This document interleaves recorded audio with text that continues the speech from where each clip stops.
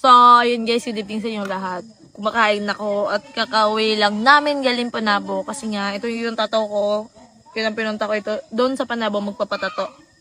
So, hindi pa siya tapos guys. Ayan na yung sobrang solid, sobrang ganda niya guys. At syempre, medyo masakit talaga. So, buti na lang mahaba yung pasensya ng ating tattoo artist. Kasi kung hindi, iniwan na ako sa doon. So, ayan guys, ang ulam ko is alamang. So, pangatlong plato ko na to guys. Nagutom ako. Ang ingay ng mga people sa bahay guys. Pero sobrang solid. Ang lamig ng hangin. Tsaka nakaka-relax pag ganito tahimik yung paligid. Tingnan nyo.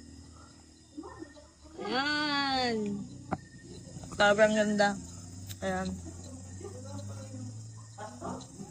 Tapos yung moon guys. Ayan sa ko. Ayan. Kita nyo ba? Sobrang ganda. So, sobrang naano ako kasi nga, masaya lang ako guys. Kasi yung tattoo ko, hindi pa siya tapos. Malapit na siya, namamagal na siya eh.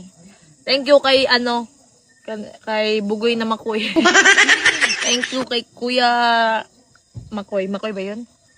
So, sobrang solid. Sa gusto magpatato, PM nyo na yun. Or ako i-PM nyo.